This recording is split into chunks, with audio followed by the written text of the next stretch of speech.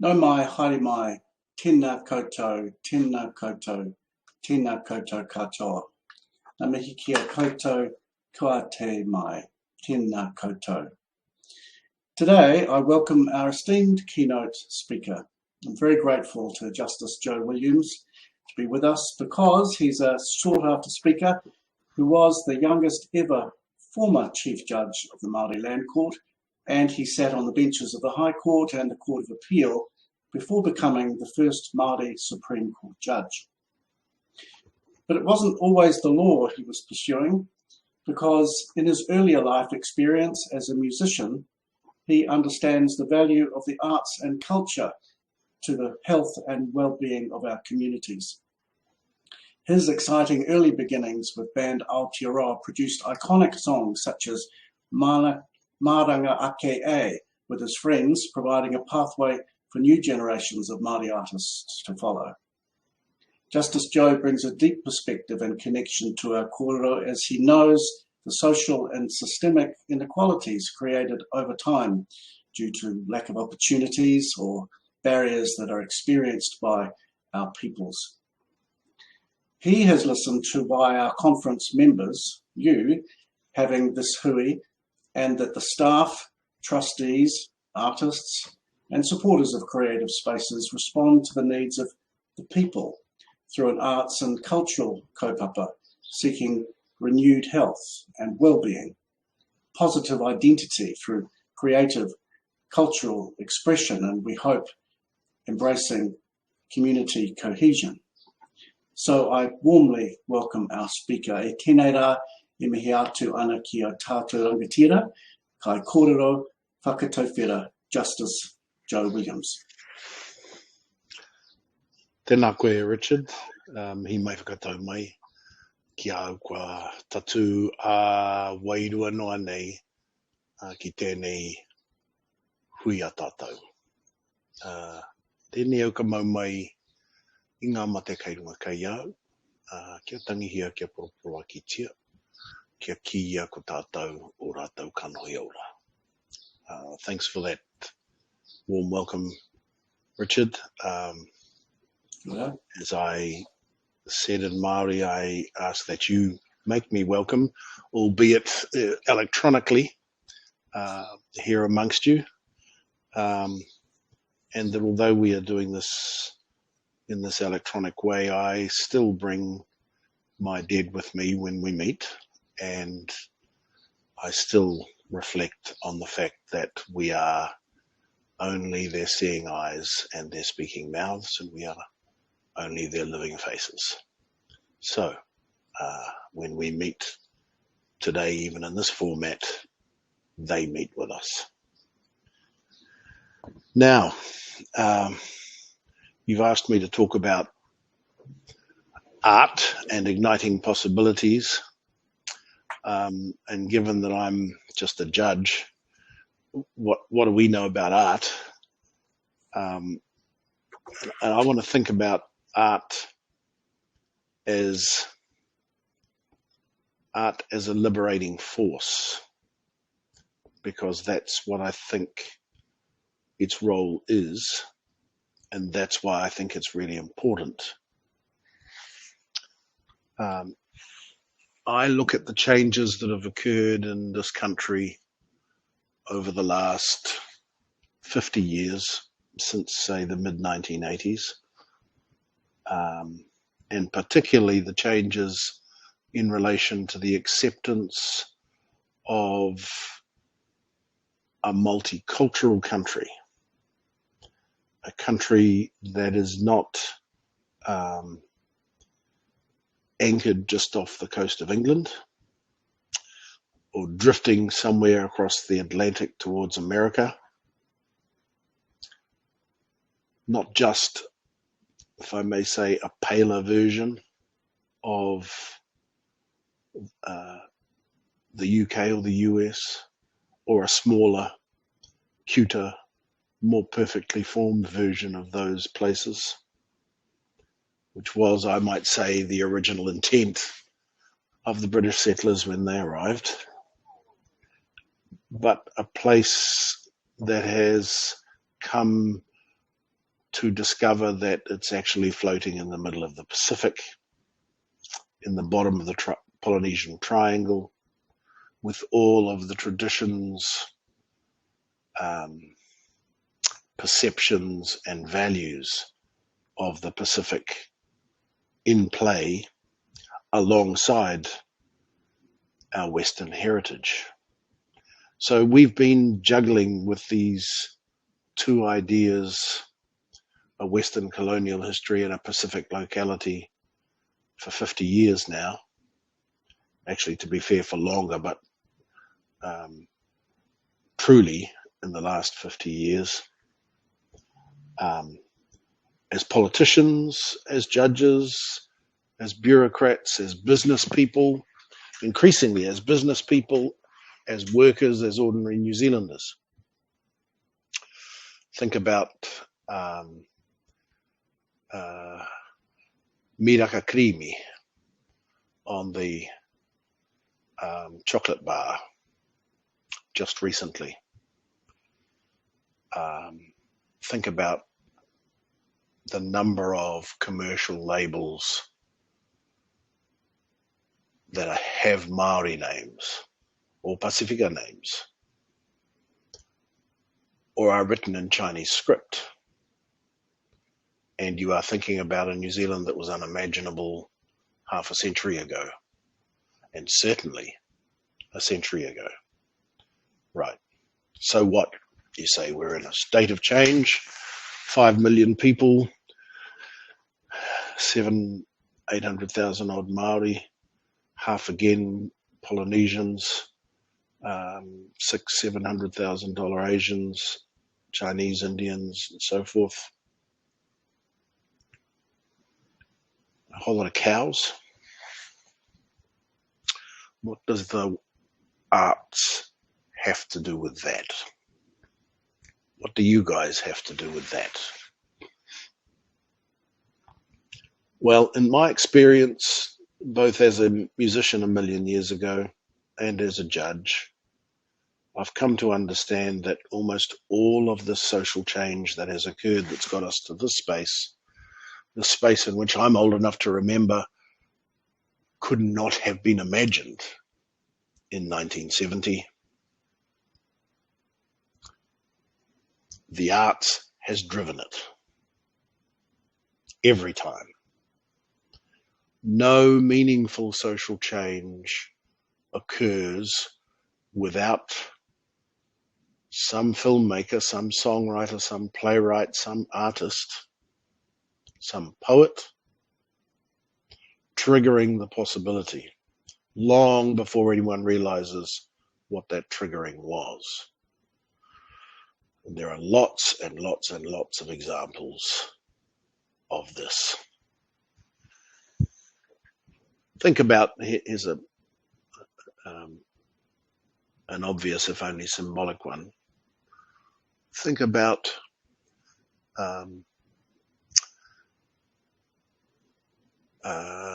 the singing of the national anthem in Māori at Twickenham in 1990, whatever it was,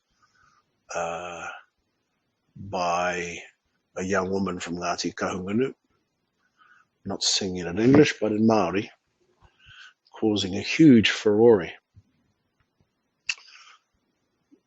And I wondered how that had happened. It turns out that the first time the anthem was sung in Māori was at a rugby league test in Carlaw Park in Auckland. Carlaw Park doesn't exist anymore, but New Zealand versus Australia, Kiwis versus Kangaroos, we lost, of course. But there it was, sung in Māori and in English, seemingly perfectly comfortably, the crowd being largely Māori and Pasifika.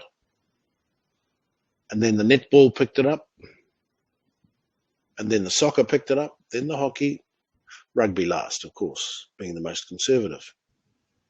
But the amazing thing was, it was just the artist deciding to do it, to capture the moment. No government official said, okay, sing the national anthem in Māori now. No parliamentary act. Nothing.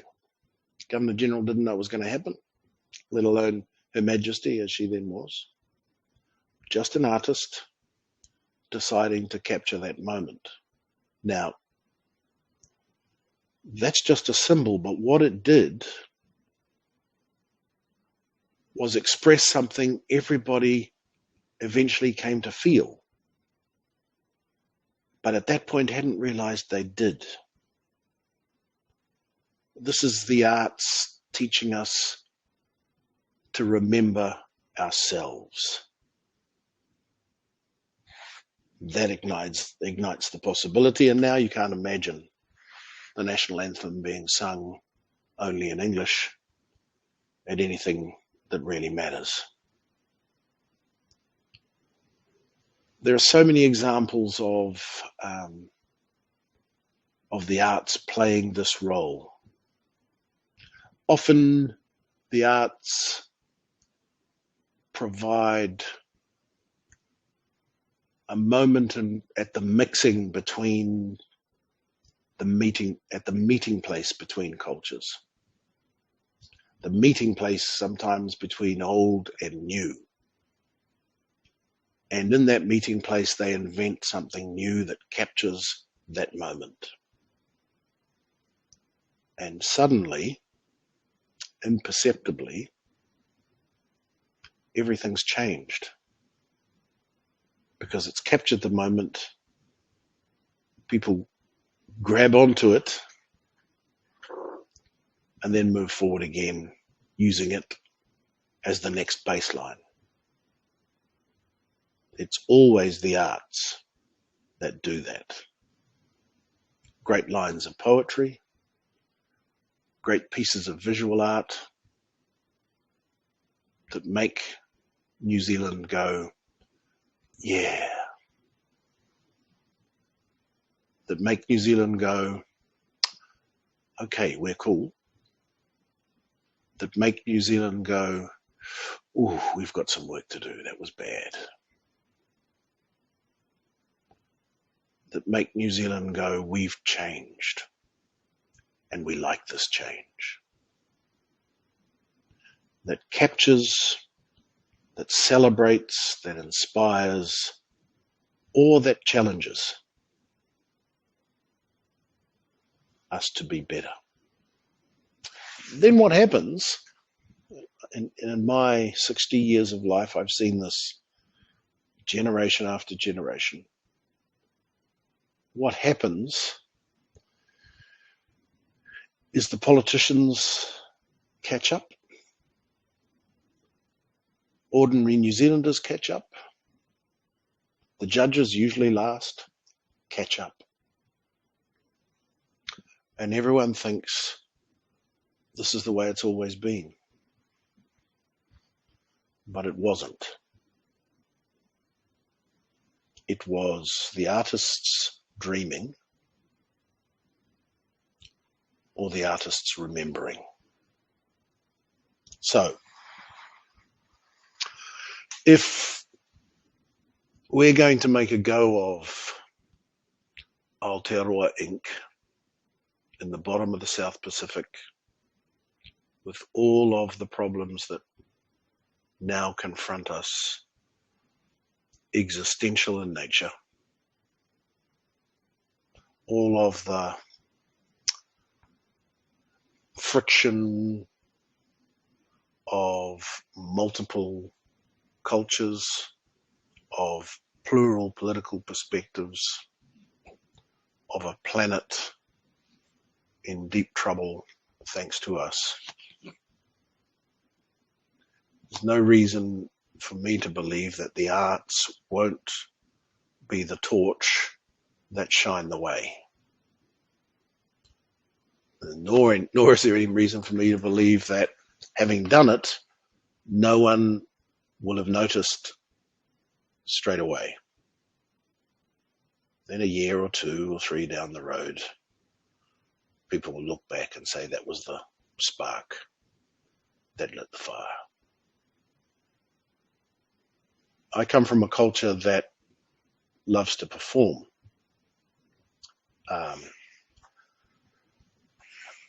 That's because I come from a culture that had no form of writing. And so performance was the way you expressed the knowledge of your community, the way you expressed the values of your community, the way you remembered how people were connected, the way you remembered your whakapapa, your genealogy, the way you remembered how the seasons passed and why that was significant, the way you remembered who had rights where, the way you remembered why that tree and that bird are bound together in a symbiotic relationship, the way you remembered that the seaweed and the kina are more closely related than we realize. The way we remembered our tragedies and our victories. Life was performance.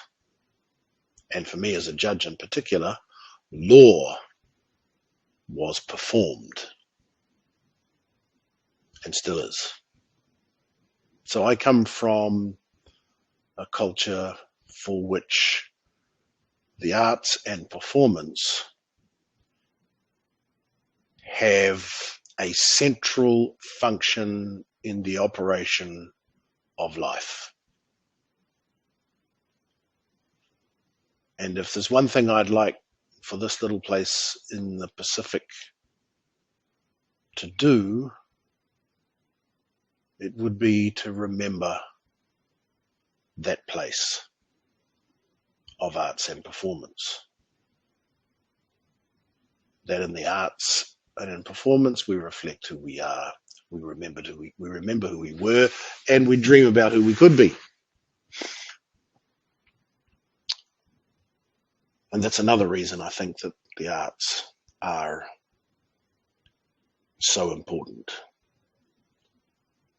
for the cultures gathered here at the, shall we say, the hinge of the Southern Hemisphere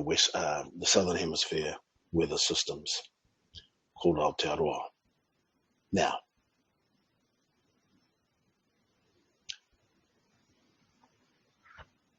I think in doing art, in performing, whether visually, physically, or otherwise, we build empathy. We invite the world into our hearts.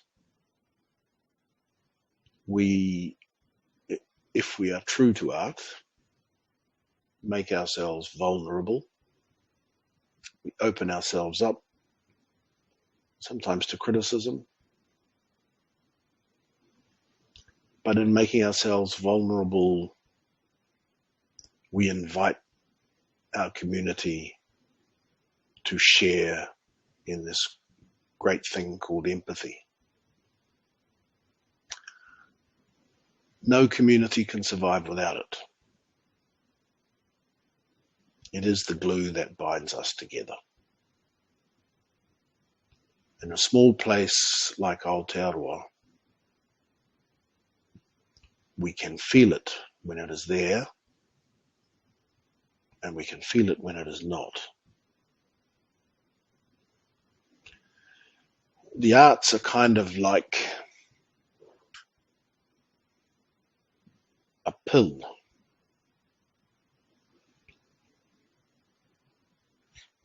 To invoke empathy. And so, they are one of the primary means by which we bind ourselves together. And that's why you're so important. We're in a process now of slowly decolonizing ourselves, of slowly building a new identity that is a mix of West and Pacific. And we are reflecting that in very cool ways in art. So I think the title of your hui, Igniting Possibilities, is quite a good one. It's just that I want you to understand that the possibilities you're talking about may be much bigger than you realize. Because without you, we are probably lost. Kia ora tātou.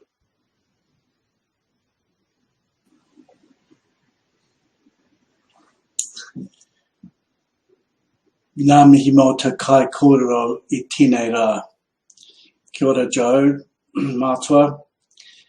It's hugely inspiring to listen to you because our people here are the givers. The members of our hui today they give and they do what they do for love. And so to receive this nurturing from you is a great thing. You talked about 1 million years ago. However, your youthfulness and being spot on and being so current is also very, very important to the energy that you're bringing today. There is a question that's come from our audience. It has to do with you 1 million years ago when you were younger, well, not so long ago in memory. And the question is, what inspired you to create music when you were younger? And how did that come about? And do you still write music? I grew up in a family in which music was compulsory. I mean, we never, I can't read music. We never learnt the formalities of music, but we had multiple instruments in the house, and some members of the family were really good playing them. And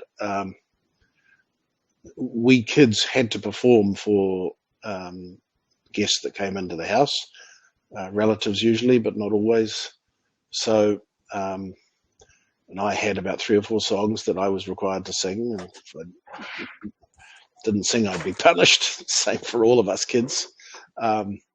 And we all were in kapahaka from a very young age. So it was just part of who and what we were.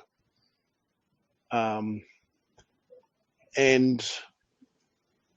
I guess on top of that, in terms of my own musical journey, I got to a point in my early 20s where there were some things that I felt needed to be said, and music was the natural way for someone of my background to say them. So there you have it. And I still do write. It drives me nuts. Sometimes riffs or songs will go round and round in my head, and if I don't reach in and pull them out, they just drive me nuts. So I've about half written about half a dozen songs. I've had great ideas for another 20 more, and if I ever get any time, I'll finish them, because it's a great, I love to write songs, and I love to sing. It's, you know, the sort of comfort from childhood, I suppose. But there's never enough time in this job, I'm afraid. Kia ora. And I've got one other question. You were talking earlier about that we're collectively dealing with slowly decolonizing Aotearoa, and that we're dealing with the Western colonial history in the Pacific locality. And it's something that we've heard strongly from the creative spaces sector this year. And there's a real desire to engage more deeply with Te Tiriti o Waitangi and Te Ao Māori, and a big part of this decolonising work. Can you give any advice of what would be a daily action that creative spaces can do to meaningfully engage towards decolonising work and embrace the stronger multicultural ethos? Hmm. Um,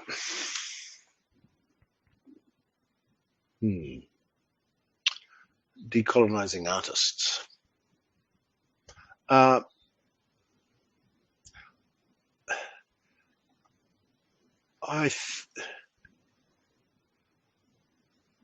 Decolonization is a big word that's hard to unpick. It means dropping the oppressive aspects of the previous order or the current order in a way that liberates and frees up the truth beneath it that has not yet died. And in the sorts of institutions that you operate in, that means, I think, reaching out to Maori versions of art and the Maori communities within your communities, discovering the power of Te Ao Māori's art forms, ka moko, waiata, weaving, and so on, and seeing them as something that it is appropriate in a decolonized place for your places to engage with.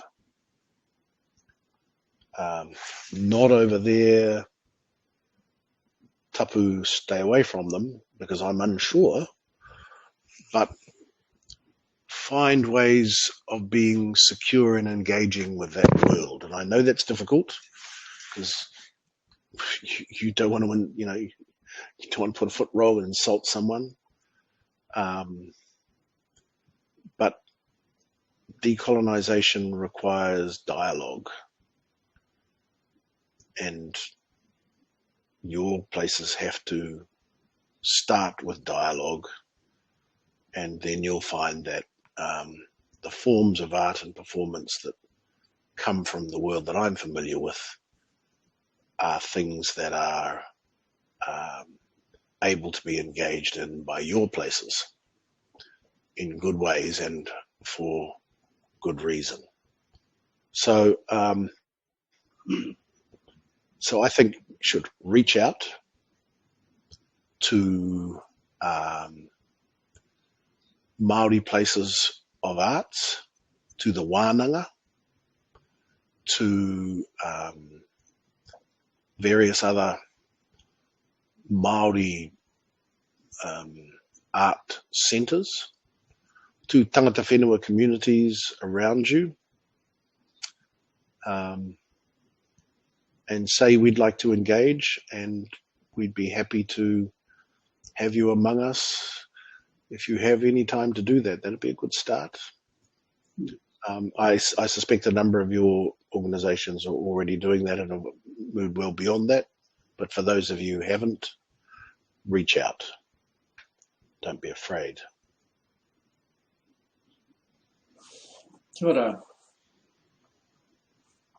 Sometimes the most obvious answer is to work with our neighbours to reach out to one another. And we have time for one more question. And we've talked as a group about this, that many of the artists that come to creative spaces that build community within the creative space, and there are so many, as you know, dance, people that focus on dance or visual arts or heritage arts. And particularly one of the things that happens that the people bring with them, and they might not use the term, but as staff we understand that the people have come from the margins of our society, of the communities. They don't necessarily have a voice. identity may not be strong, they haven't been acknowledged. And so people come with a sense of the arts. Well, particularly the staff know that the art process in a creative space helps the healing. Have you seen examples of this in your life, and have you got any encouragement or comments about the arts as a healing force?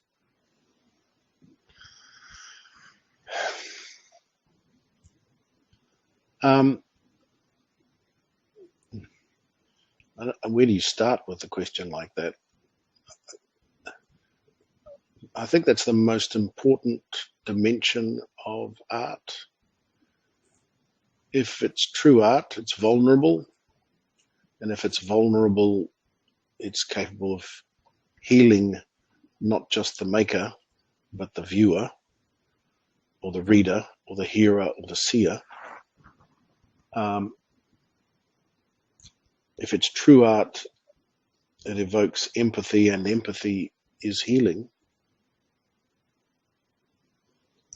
If it's true art, and in my sense, traditional art, it's remembering.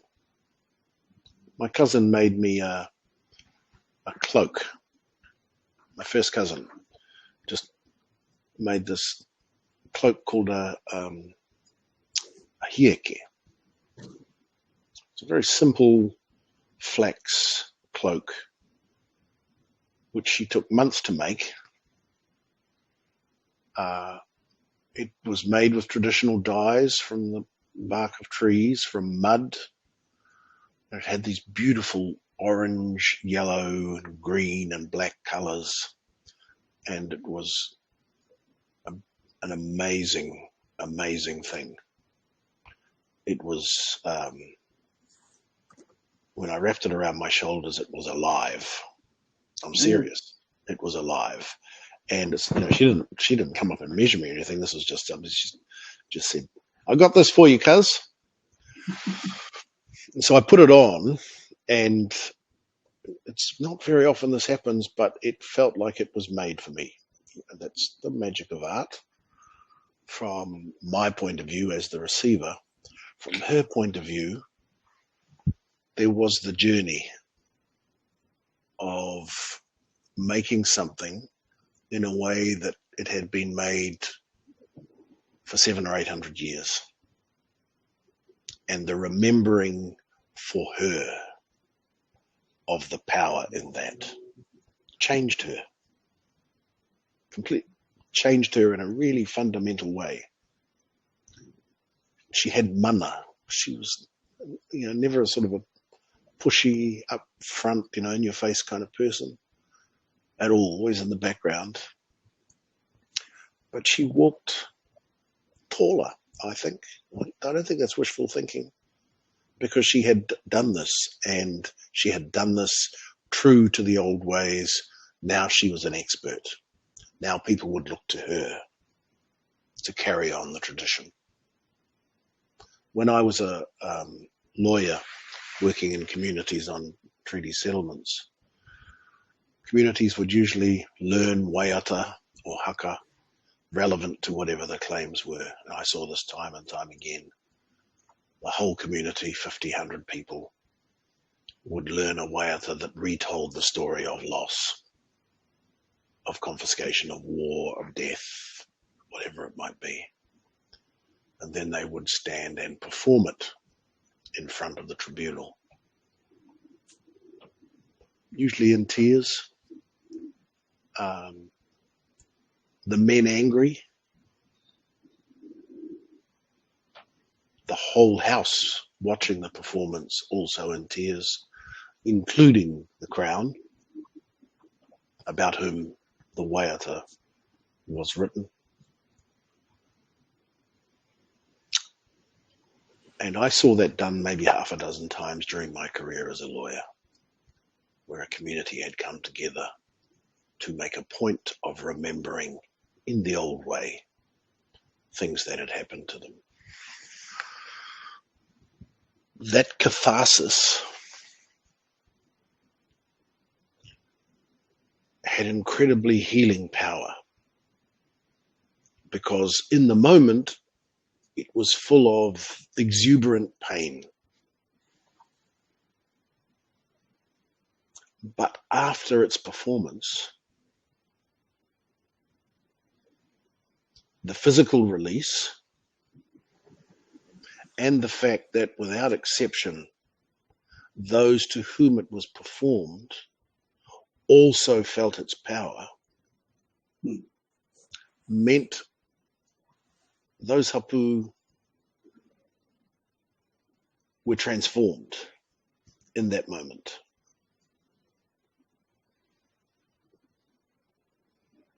So art can heal communities. I've seen it in a way that I can't think of any other healing process, because in those cases of the combined power of the mana of remembering and the empathy of the enemy, if I can call them the enemy. The fact that it could not be denied that the descendants of the perpetrator were as moved as the descendants of the victims. Now, you never go backwards from that. This is your stake in the ground now, and whatever happens, you're going to be moving forwards. Only the arts can do that.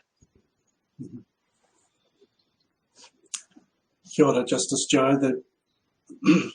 Your words at the beginning of our journey as we start our hui are extremely important, extremely inspiring and valuable, because the healing work and the power of art that you're reminding us of is exactly what the goal is of all the delegates. I believe we understand that this is their calling, and they're called together in a hui today that will ignite a huge spark. And perhaps when we look forward and backwards from today, we'll see this as an extremely important mark in the purpose of and the strength of creative spaces in Aotearoa. Ngā mihi mō te kaikōrero e tēnei rā. Tēnā koutou, tēnā koutou, tēnā koutou katoa. Kia ora.